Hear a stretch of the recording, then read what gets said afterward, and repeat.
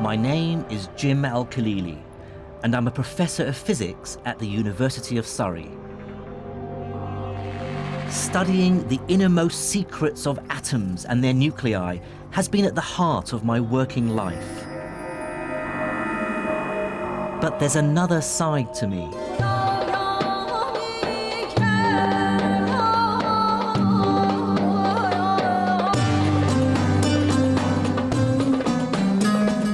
I was born and grew up in Baghdad to an English mother and Iraqi father, but left Iraq with my family in the late 70s when Saddam Hussein came to power. By then, science was already my great passion in life, and as I studied it further, I saw myself fully part of the Western tradition, inspired by names like Newton and Einstein. But buried away was this nagging feeling that I was ignoring part of my own scientific heritage. I still remembered my school days in Iraq and being taught of a golden age of Islamic scholarship, that between the 9th and 12th centuries, a great leap in scientific knowledge took place in Baghdad, Damascus, Cairo, and Cordoba. So I want to unearth this buried history, to discover its great figures and to assess exactly what their contribution to science really was. Are there medieval Muslim scientists who should be spoken of in the same breath as Galileo or Newton or Einstein? And crucially, what is the relationship between science and Islam?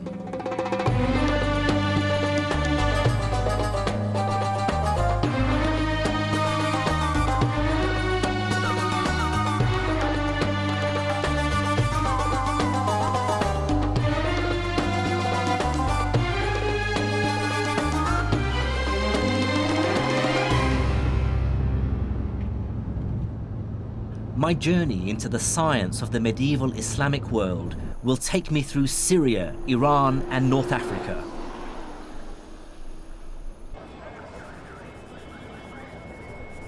I started in the back streets of the Egyptian capital, Cairo, with the realization that the language of modern science still has many references to its Arabic roots. Take scientific terms like algebra, algorithm, alkali. I instantly recognize these words as Arabic. And these are at the very heart of what science does. There will be no modern mathematics or physics without algebra, no computers without algorithms, and no chemistry without alkalis.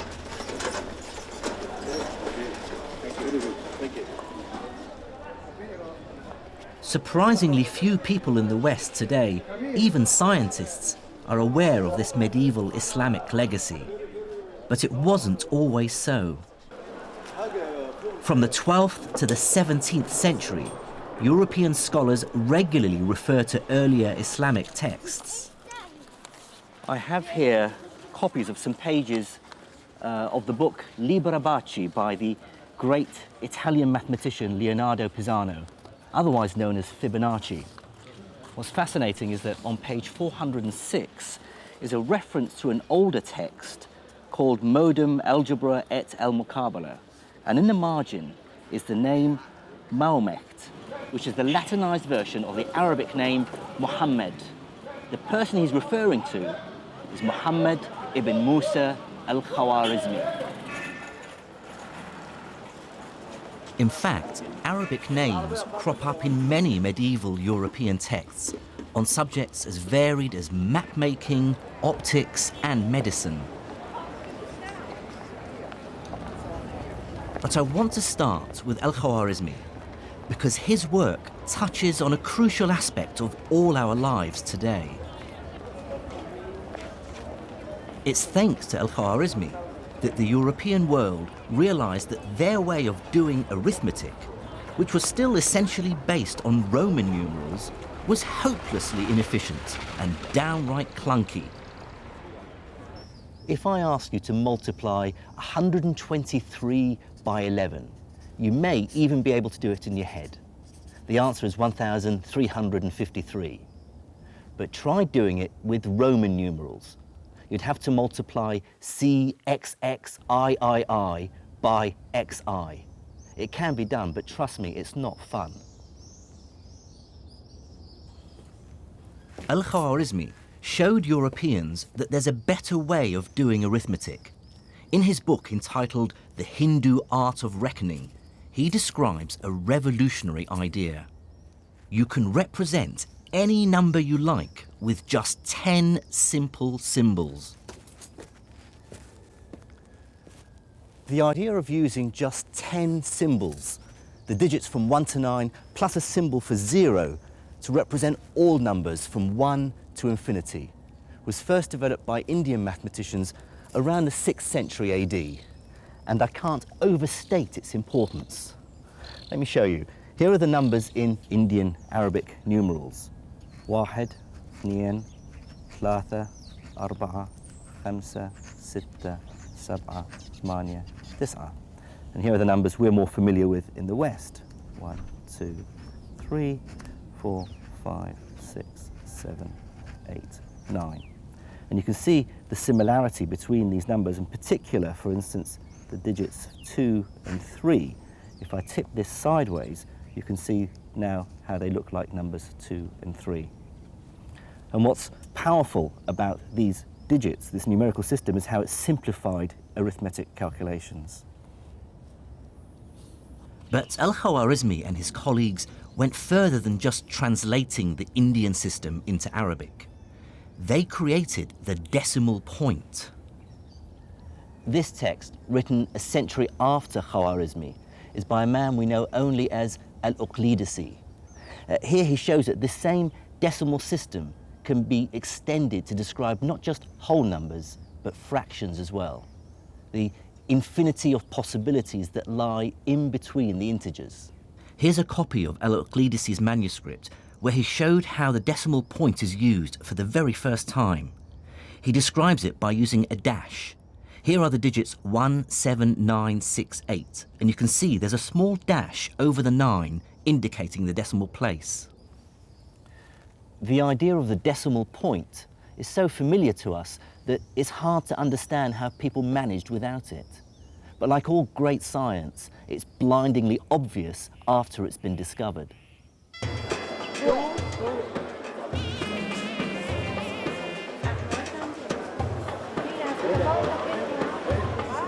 The story of numbers and the decimal point hints that even over 1,000 years ago, science was becoming much more global. Ideas were spreading, emerging out of India, Greece, even China, and cross-fertilizing. And looking on a map that shows where people lived 1,000 years ago gave me my first insight into why medieval Islam would play such an important role in the development of science. Now look at which city lies at the center of the known world, a place where the widest range of peoples and ideas were bound to collide. It's the city where I was born, the capital of the Islamic Empire, Baghdad.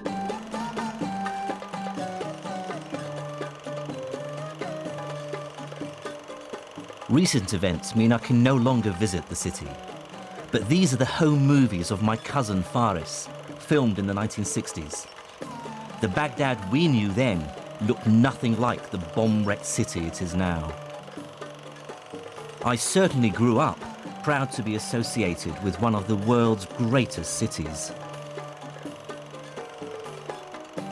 Baghdad was founded in 762 AD by the Caliph al-Mansur. His aim was to make it the glorious capital of a brand new empire, united by Islam, the rising religion of the time. The Abbasid caliphs had claimed their right to rule by declaring that they were directly related to the Prophet Muhammad, who had founded the new religion over 100 years earlier. But in that short time, the armies of Islam had conquered a vast territory. Starting in a small area around Medina, they moved rapidly out of the Arabian Peninsula and within a few decades had taken control of the Levant, North Africa, Spain and Persia. I think one must bear in mind that this is an era in which people actually believed in God, and the dramatic successes of the Arabs as they poured out of Arabia was such that a lot of people did sort of observe and say they must have God on their side, this must be the true God. Some people did convert, or if they didn't convert, they did submit to Arab-Muslim political control for that reason. By the early 8th century, Islamic caliphs ruled a vast territory. And like most successful emperors, from Caesar to Napoleon, they understood that political power and scientific know-how go hand in hand.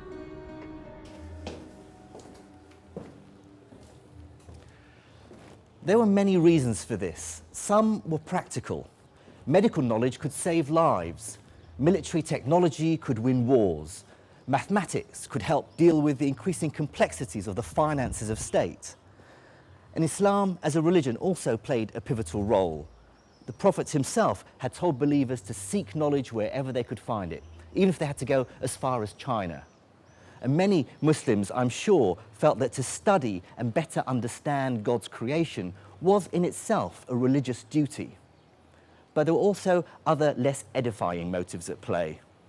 To many in the ruling elite of the Islamic Empire, knowledge itself had a self-serving purpose, because possessing it was seen as proof of the new empire's superiority over the rest of the world. But with military and political success, the Islamic caliphs faced an inevitable problem. How do you sensibly govern a hugely diverse population? Although some of the empire had converted to Islam, they were still separated by huge distances and adhered to many different traditions and languages. In the 8th century AD, the empire's leader, the Caliph Abd-al-Malik, had to find a way of administering this mishmash of languages. Like all the great figures of the Islamic Empire, Abd-al-Malik lived in a culture without portraiture. All we have are later impressions of what he might have looked like. His solution was sweeping in scale and inadvertently laid the foundations of a scientific renaissance. It was this Abd al-Malik ibn Marwan who said, this bureaucratic chaos has to stop.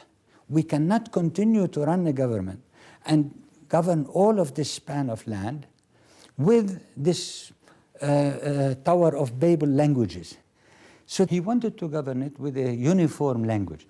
That uniform language, of course, he wanted to be able to understand it, so he demanded that it be in Arabic.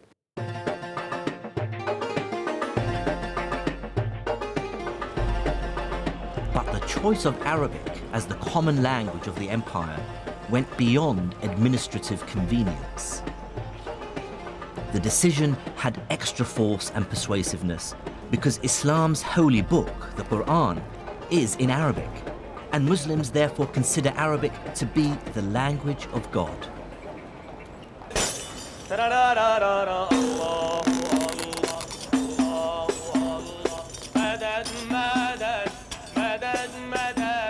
The words of the Quran are so sacred that its text hasn't changed in over 1,400 years.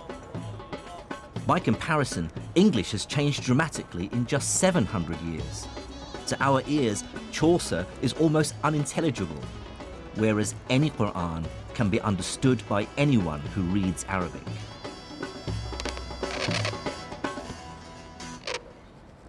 Making copies of the Quran has always been a specialized and highly respected job since the foundation of Islam.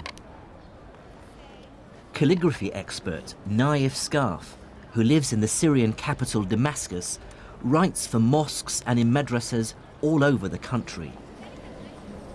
These are words he's found himself writing over and over again, words of great significance for Muslims.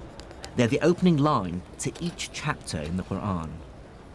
So what it says is, Bism illah ar-Rahman ar-Rahim, which means in the name of God, the most gracious and the most merciful. بده شكل مضبوط الفاعل المفعول بكذا ليكون الكتابة صح ولا تفهم المعنى بشكل صحيح. So it's saying the complexity of Arabic calligraphy was enforced on them because of the spread of Islam, because they were worried the meaning of the words in the Quran would be lost if it was read by people who don't speak Arabic. Then they wouldn't, not only would they misinterpret it, they just wouldn't be able to distinguish between different letters. So not only did they add dots on certain letters, they also added other little squiggly lines which changed the sound of vowels. And it was something that they put in place just to ensure that people were able to have the right pronunciation when they read the Quran. The consequences for science were immediate. Scholars from different lands who previously had no way of communicating now had a common language. And it was a language that was specially developed to be precise and unambiguous, which made it ideal for scientific and technical terms. What this meant was the summoning into existence of a vast intellectual community where scholars from very different parts of the world could engage in dialogue, comparison, debate, argument, often very fierce argument, with each other. It was possible for scholars based in Cordoba in southern Spain to engage in literary and scientific debate with scholars from Baghdad or from Samarkand.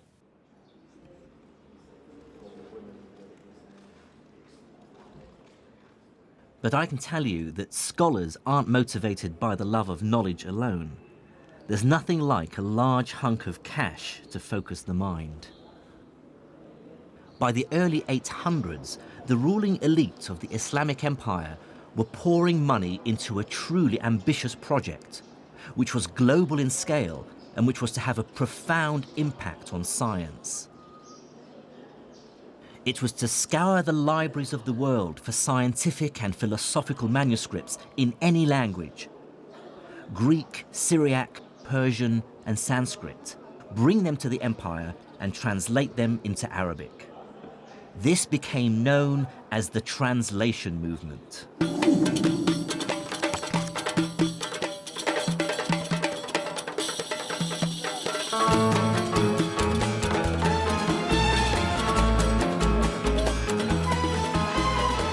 The effort scholars put into finding ancient texts was astonishing.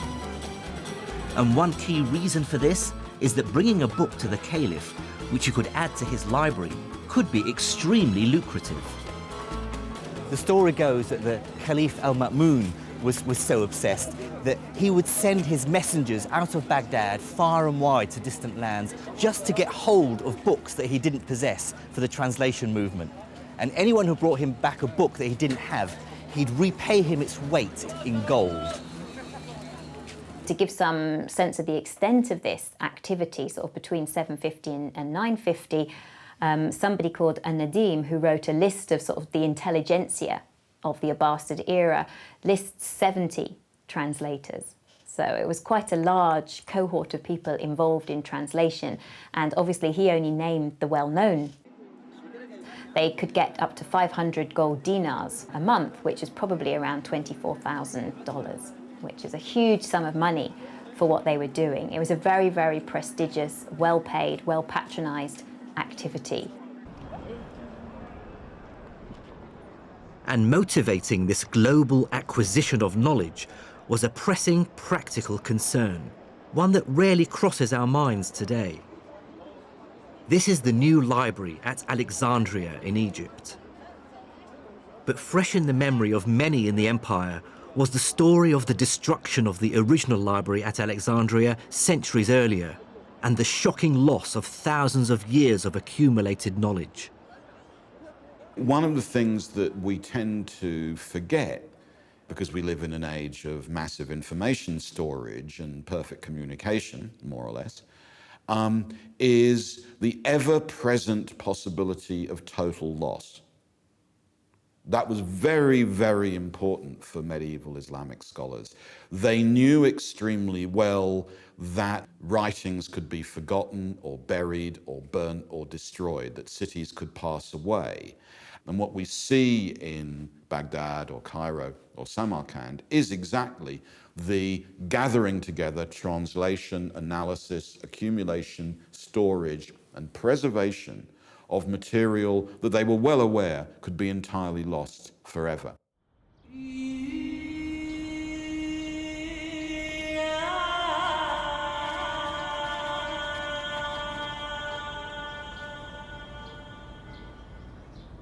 And if there was one branch of knowledge that everyone, from the mighty caliph to the humble trader, wanted to preserve and enhance, it was medicine. These were, after all, times when few lived to old age. Writings from the time remind us that what we might consider a relatively minor infection today could be a death sentence. Religious teachings, then, were not just a source of comfort. They were a constant reminder that we should never give up. In the Hadith, which is the collected sayings of the Prophet Muhammad, it says, "Ma anzala Allahu da'an illa wa anzala lahu dawa'an," which means that God did not send down a disease without also sending down its cure. It's statements like this that lead Muslims, even today, to believe that cures for all diseases are out there somewhere, and that we need to search to find them. To assess how this optimism actually affected Islamic medicine, I met up with Dr. Peter Porman in the Syrian capital, Damascus. He's a leading expert on Islamic medicine who spends much of his time researching here in the Middle East. What people don't realize is that the history of Islamic medicine is really the history of our medicine, because our medicine, the university medicine we used until the 19th century, it was based to a large extent on all this work of these Islamic physicians. Islamic medicine built extensively on the foundations laid by the ancient Greeks. The most highly prized and among the first to be translated into Arabic were the medical manuscripts of the 3rd century Greek physician Galen. Galen believed that a healthy body was one in balance, a balance of 4 types of fluids called humours, which circulate through the body, and any one of which, if out of balance, would cause illness and a change of temperament. The 4 humours were yellow bile, which, if in excess, would cause the patient to become bilious or bad-tempered and nauseous. Blood, too much of which would cause the patient to become sanguine or cheerful and flushed. Black bile, which in excess would cause the patient to become lethargic, melancholic, even depressed. And phlegm, which in excess would cause the patient to become phlegmatic or apathetic and emotionally detached. Galen argued that illnesses are caused by an imbalance in one of the humours, and so the cure lies in draining the body of some of that humour. And so he recommended techniques like cutting to induce bleeding or using emetics to induce vomiting. But Islamic doctors were acutely aware that Galen and Greek medicine were only one source of medical knowledge. There were other traditions of medicine that they were equally keen to incorporate into their understanding of how the body functioned. Medieval Arabic texts refer to wise women, folk healers who provided medical drugs. This tradition continues today, as I found when I came across one for myself in the back streets of Hammamat in Tunisia. This is Arafat Nabil. She's been running her shop selling medicinal herbs and spices for over 20 years. She believes that her remedies can cure a wide range of medical ailments. مثلا هذه عشبة نعم. اسمها شيح تنحى الدود من البطن وتنحي جميع الأوجاع الداخلية. بعد من الزرنيخ ينحي الثعلبة وبعشبة هذه اللي تراها أنت تويكة تنحي تقولوا البرص. اوكي. مثال هذوما مثلا كما هذه وهذه للصرع والجنون. صرع يحطها ويحط شويه في المخده نتاعو ما عادش بكل يشدوك الكريز هذاك. وفي يعني مثلا من العصر اليوناني اقدم منها ما تستعمل ولا لو؟ والله اجي نقول لك كل ما هو قديم في الاعشاب انا نتبعه. فهمتني؟ باش نزيد معلومات. In the back streets of Tunisia, this knowledge is still being used. But medieval Islamic doctors were also aware of other traditions of medicine from China and India.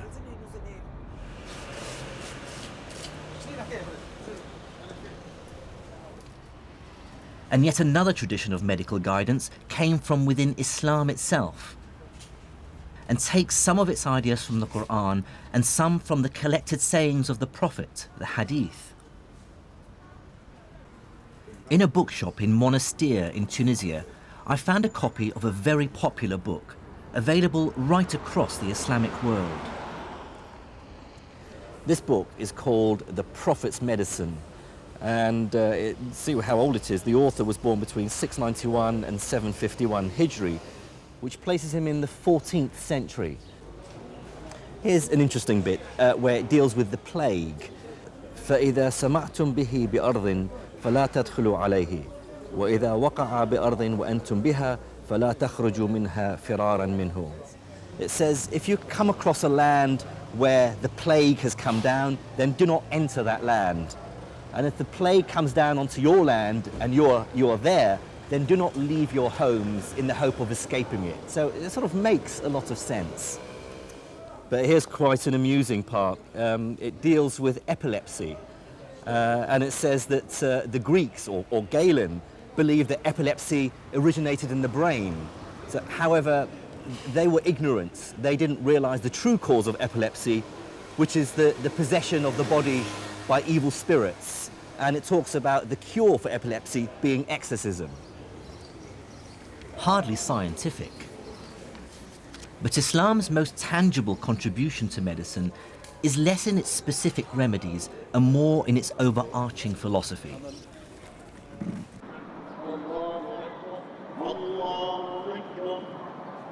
It is, after all, a religion whose central idea is that we should feel compassion for our fellow humans. And accompanied by Dr. Peter Porman, I'm going to see a physical, bricks and mortar manifestation of medieval Islamic compassion. This is the Nur al-Din Hospital, the leading hospital of the Islamic Empire, built here in Damascus and now a museum. This was built in the 1150s, 1154, I believe. One of the ideas which are stipulated in Islam is the idea to be charitable. And yes, charity... zakah, yes. Exactly, and it's an obligation to give alms and stuff like that. Yeah. And so if you're a ruler or if you have a lot of money, what you could do is obviously... You could really be charitable. Charitable and set up like a nice hospital like this one. And within the hospital, Islam actively encouraged a high degree of religious tolerance, something we take for granted in modern secular society. The hospital was open to all communities, so you would have Christians, you would have Jews, Muslims obviously, maybe other denominations, both as patients and also as practitioners.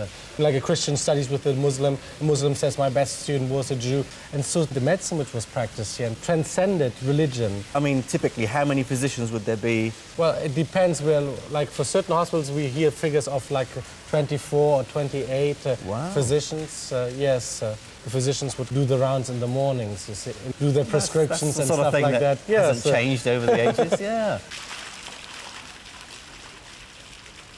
As a result of the translation movement, those physicians now became aware of the latest remedies from as far away as India and China.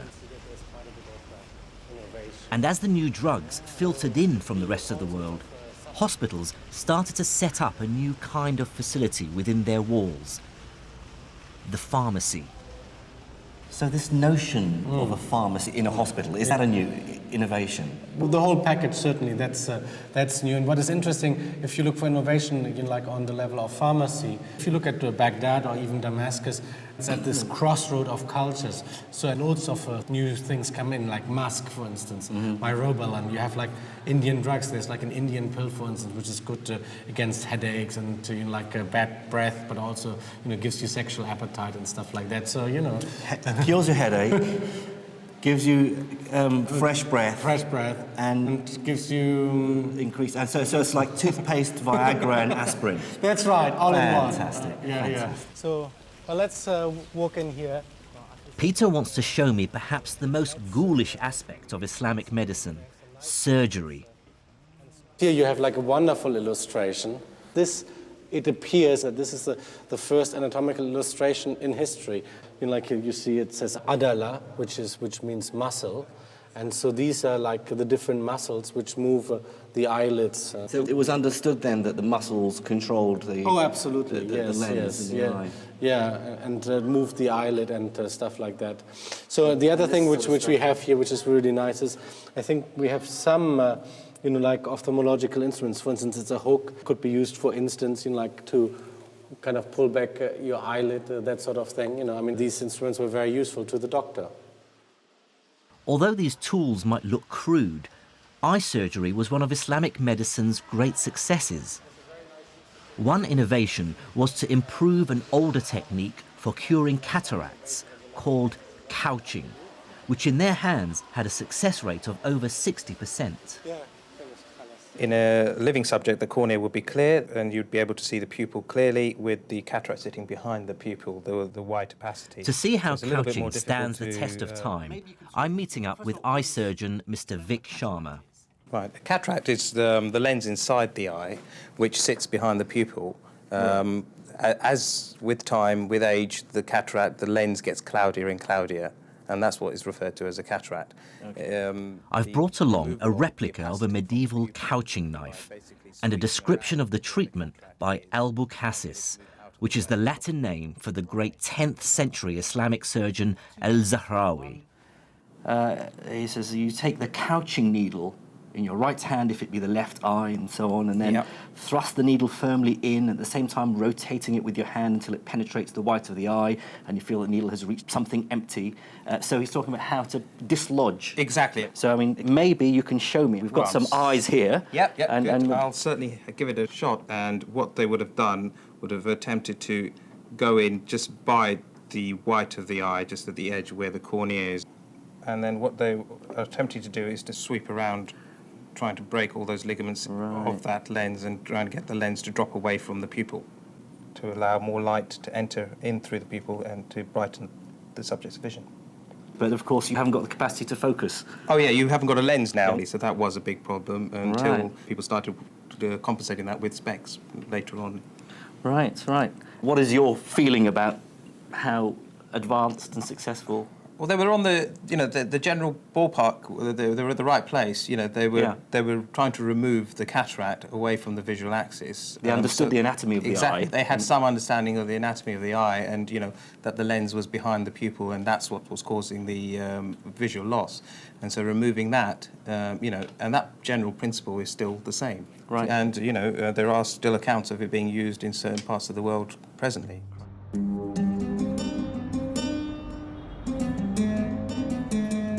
Looking back at medieval Islamic medicine with modern scientific eyes is frustrating. They take as true many things we know to be nonsense.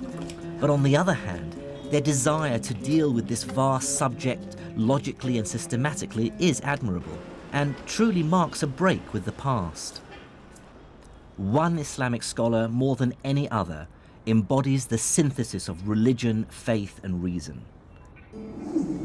His name was Ibn Sina, or Avicenna, as he's known in the West. He was a polymath who clearly thrived in intellectual and courtly circles. In 1025, he completed this, Al-Qanun fil Tib, or the Canon of Medicine. In it, Ibn Sina collated and expanded on all that had gone before him, medical ideas from Greece to India, and turned them into a single work.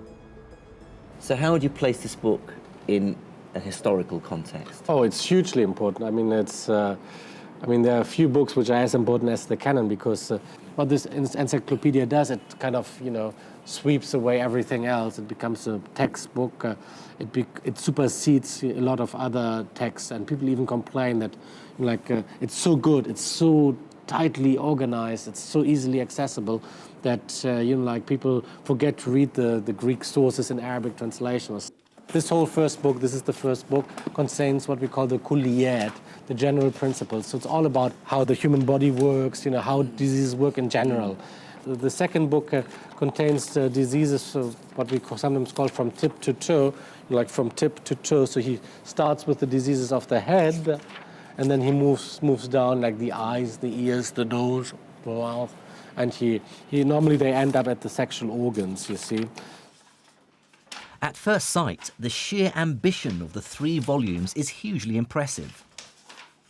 Here's an attempt at diagnosis and cure for diseases as diverse as depression, meningitis, and smallpox. And there's even detailed chapters on more common problems. So, for instance, here you have headaches. So different kinds of headaches. في العلاج الصداع الحادث عن الروائح الطيبة. So headaches caused by pleasant, fragrant smells. And then he's also got al-hadith min al-khimar, so hangovers. Different kinds of jima. You can get headache from sex. Is that right? Well, hasn't happened to me yet, but let's see. So, the treatment of headache caused by sex. ويجب لمن يعتريه ذلك عقب الجماع وبامتلاء أن يبدأ بالفast. So if somebody has or is befallen by, suffers from a headache after sex, and he also has a repletion, so he has too many superfluities or something like that, so يجب أن يبدأ بالفast. One has to first resort to venesection or bloodletting. ثم بالإسهال, and then you should use purging. In وجب كل واحد منهما. For both of them, bloodletting and purging are necessary. A lot of the stuff in here sounds like nonsense, of course, because this is not modern medicine. No, it's not. So how long was this taken seriously? Well, the fundamental ideas contained here about how the body works, they haven't changed until the early 19th century. There was progress, obviously, on certain levels, but the essence was the same. And then came the big break with the discovery of bacteria and viruses and things like that. And from the second half of the 19th century onward, medicine was totally revolutionized. Ibn Sina's canon of medicine is a landmark in the history of the subject. Although much of the medical science it espouses we know now to be terribly misguided, its value lies in accumulating the best knowledge in the world at the time into one accessible, organized text. The canon would give future generations something to rewrite.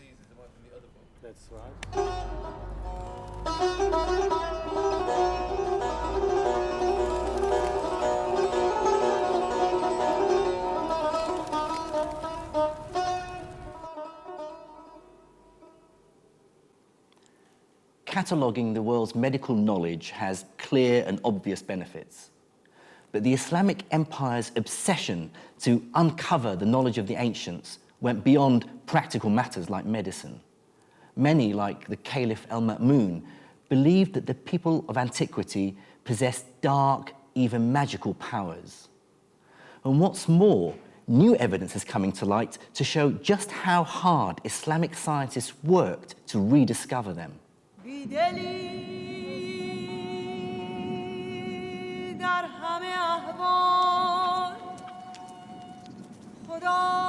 To find out about that story, I have to visit the harsh, burnt yellow of the Sahara Desert in Egypt. There I am to meet an academic who wants to show me how the translation movement took the Arabs to Egypt on a quest to break a code, which they thought hid the secret of the dark art of alchemy.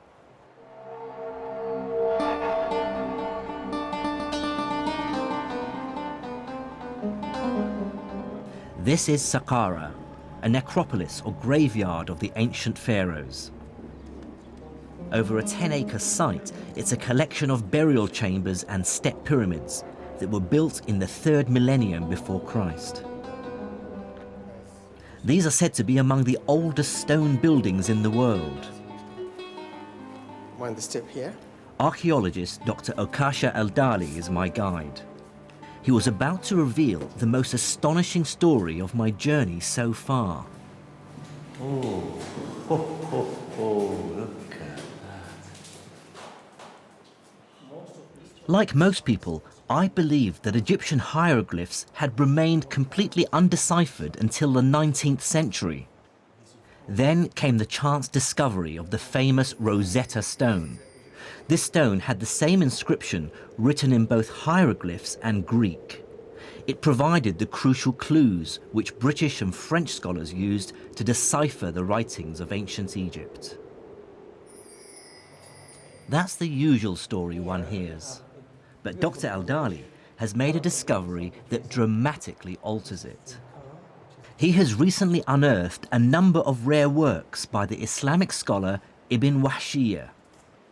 What he did was figure out a correspondence between hieroglyphs like these and letters in the Arabic alphabet. If you look here, for example, at Ibn Wahshiyya's manuscript, you see he's giving us the Egyptian hieroglyphic signs that have phonetic value underneath. Yes, and they have the phonetic value in Arabic underneath. So look very carefully at this one.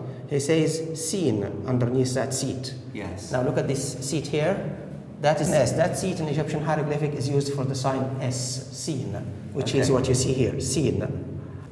That is the name of the god Osiris. Osiris. Oh, with an S. That's a seen. Yeah. This is the letter H. This one here. This is the heart. The water wave Right. is the letter N, or noon in Arabic. T and the letter F. These are all letters. These are all letters. But then he realized... But how did he decipher the hieroglyphs? The one good thing about the early Arab scholars was their ability to link ancient Egyptian language, we call hieroglyphic, to link it with their own contemporary Coptic. They realized that Coptic is nothing but the later stage of ancient Egyptian language.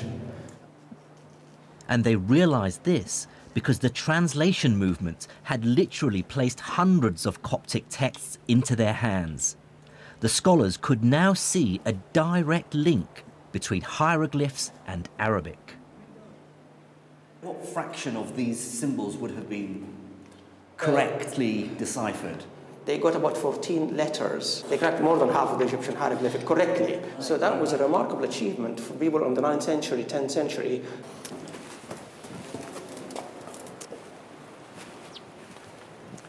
Well, that's probably the biggest revelation for me so far on my travels, that Egyptology didn't begin in the 19th century.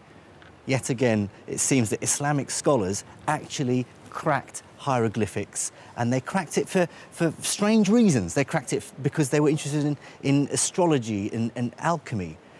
But here is another example of this amazing translation movement. They weren't just translating Greek and Indian and Persian texts, they were translating Egyptian hieroglyphics as well. Absolutely incredible. Unfortunately for the Caliph Al-Ma'mun, the hieroglyphs contained no alchemical secrets. But what this story reveals to me is the insatiable curiosity Islamic scholars had about the world. They were desperate to absorb knowledge from all cultures purely on merit, with no qualms about the places or religions from which it came. Most intellectual traditions, including, if I may say so, our own, tend to work very hard to keep everybody else out. Whereas here we have an example of an enterprise which is desperate, curious, to turn itself into a net importer of intellectual product. And that's a very important lesson for the history of the sciences. I was soon to see just how dramatically this fueled scientific innovation. But it's worth remembering that the translation movement wasn't just about science and medicine. As the capital Baghdad sat in the center of a vast, successful empire, it became home to an extraordinary flourishing of all kinds of culture.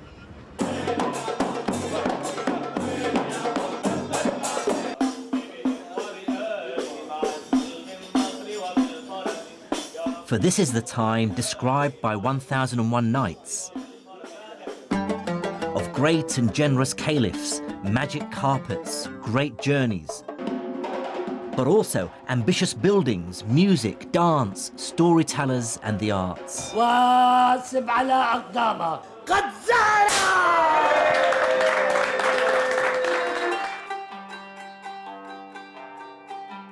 Baghdad was such a cultured and vibrant city that one traveller of the time wrote, "There is none more learned than their scholars, more cogent than their theologians, more poetic than their poets, or more reckless than their rakes."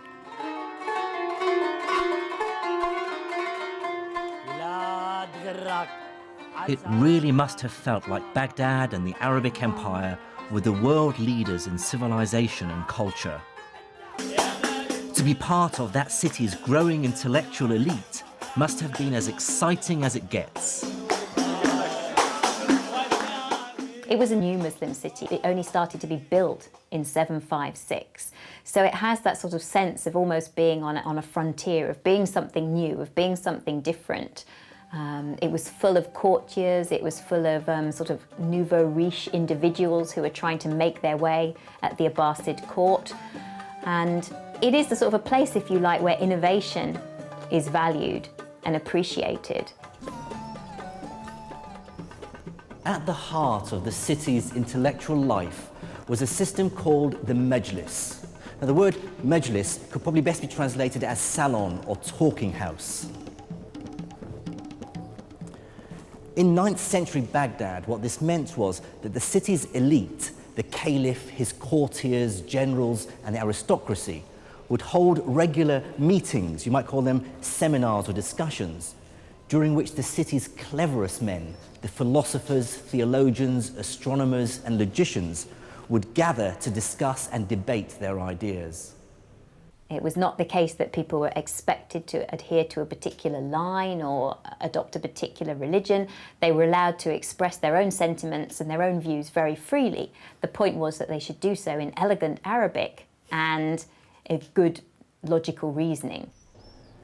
The effect of the Majlis was to create a heady mix of money and brains, with the best minds in the empire swapping ideas while simultaneously engaged in fierce competition for patronage. It's at this point my investigation into the first wave of Islamic science returns me to the man we first met at the beginning of this story in the back streets of Cairo, the great mathematician who brought the West the decimal system. Out of the very heart of this intellectual whirlwind came Al-Khwarizmi, mathematician, astronomer, courtier, and favorite of the Caliph Al-Ma'mun. He was a product of his age, an immigrant from Eastern Persia into Baghdad, surrounded by books, well-versed in learning from Greece, Persia, India, and China, and fearless in his thinking.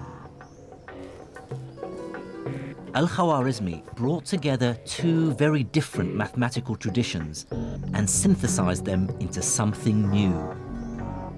The capacity to have on your desk simultaneously two very different kinds of mathematics presses on models of what counts as calculation, what counts as measurement, and I think accelerates the process of intellectual change. The first of these traditions came from the Greek-speaking world. Greek mathematics dealt mainly with geometry, the science of shapes like triangles, circles, and polygons, and how to calculate area and volume. The other great mathematical tradition Al-Khwarizmi inherited came from India. they'd invented the 10-symbol decimal system, which made calculating much simpler. Thanks to the translation movement, Al-Khwarizmi was in the astonishingly lucky position of having access to both Greek and Indian mathematical traditions. He was able to combine geometrical intuition with arithmetic precision, Greek pictures and Indian symbols, inspiring a new form of mathematical thinking that today we call algebra. As a physicist, I've spent much of my life doing algebra, and I can't overstate its importance in science. But it is a strange idea. I remember being perplexed when my math teacher first started talking about mathematics not using numbers, but with symbols like X and Y. It's an incredibly liberating idea because it allows you to solve problems without getting bogged down in messy numerical calculations. So we have here this priceless manuscript, Kitab Al-Khwarizmi, Al-Khwarizmi's book, and Professor Ian Stewart has studied algebra for much of his working life. Together, we looked at an early copy of the book in which the idea really took form. I see here, although it's written sort of in the margin, the title of the book, Al-Jabr wal-Muqabala. So that's the first time the word Al-Jabr appears. Algebra. Algebra, that's where our word algebra comes from. Now, what I found very early on is that he said, I discovered that people require three kinds of numbers, judur wa amwal wa adad, so roots, squares, and numbers. So what is he trying to do here? This is what we would now call x and x squared. This is quadratic equations. This really is algebra. So he's setting you up for a book about how to solve equations by algebraic methods. Okay, now quadratic equations I thought were around and being solved long before Khwarizmi, back to Babylonian times. So, what's the big deal about this book? It's the point of view. He treats root and square as if they're objects in their own right. They're not just some number that we're trying to find out. They're a process you apply. What Al-Khwarizmi is thinking of is square means take the root and multiply by itself. And that recipe is true whatever the root might be. If it's 5, it's 5 times 5, it's 25. If it's 3, it's 3 times 3. He's giving you a general recipe, now called an algorithm, after him. The algorithm comes from... It comes from... It's another word that comes from Al-Khwarizmi, yes. Now, he talks about this procedure here on the next page. You take the number multiplying the root, and then you halve it, and then you multiply it by itself. Then you add it to the other number and take the square root. That's the algorithm, is it? That's right, and this is where you see the difference, because previous writers on the subject would have said things like, take half of 10, which is 5, square that, which is 25, and then they do another problem, take half of 12, which is 6, square that, which is 36, and they'd run you through this same process over and over again with different numbers, and it would be up to you to infer how to do it on the next problem.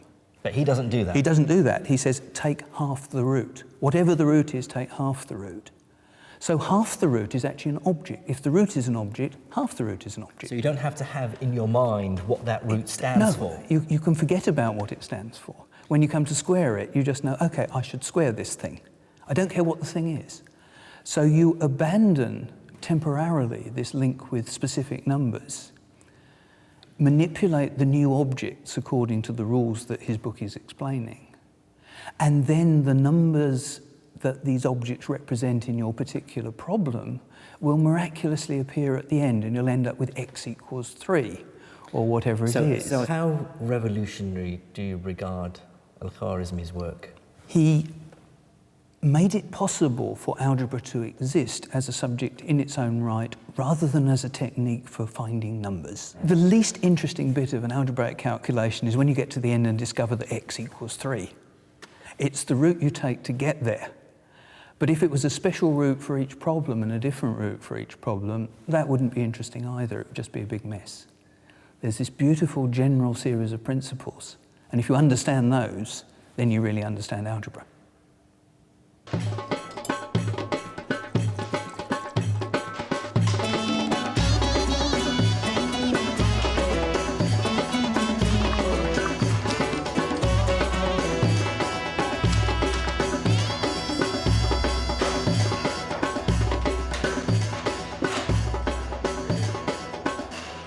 is the true global importance of algebra? It's been used throughout the ages to solve all sorts of problems. Let the mass of the cannonball be m. Let the distance it has to travel be d. Use algebra to work out the optimum angle you have to point your cannon. That sort of knowledge wins wars. Or let's call the speed of light c, the change in mass of an atomic nucleus m, and then calculate the energy released with the following algebraic formula: E equals mc squared. Mastery of that information truly is power.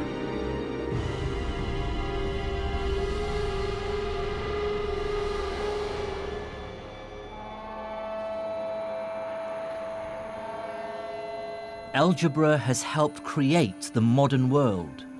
Our science is unimaginable without it. It sums up so much that was remarkable about medieval Islamic science, taking ideas from Greece and India, combining and enhancing them. Similarly, modern medicine owes a considerable debt to the work of the Islamic physicians. But I think the real story of what happened to science in the Islamic world in the 8th and 9th centuries tells us more than any single discovery. What it really tells us is about the universal truth of science itself. I believe that the first great achievement of the medieval Islamic scientists was to prove that science isn't Islamic, or Hindu, or Hellenistic, or Jewish, Buddhist, or Christian. It cannot be claimed by any one culture. Before Islam, science was spread across the world. But the scholars of medieval Islam pieced together this giant scientific jigsaw by absorbing knowledge that had originated from far beyond their own empire's borders. This great synthesis produced not just new science, but showed for the first time that science as an enterprise transcends political borders and religious affiliations. It's a body of knowledge that benefits all humans. Now that's an idea that's as relevant and as inspiring as ever.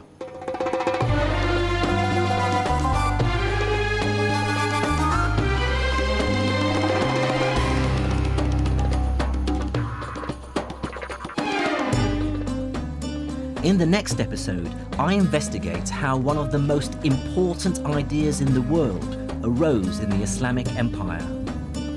I discover how mathematics and experimentation fused together as the empire embraced a medieval industrial revolution.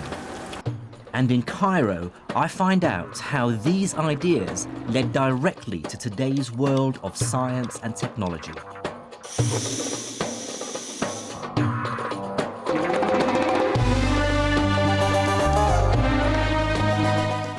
Science and Islam continues next Monday night at 11:25. Tonight we're heading for Broadcasting House and a day out with U2.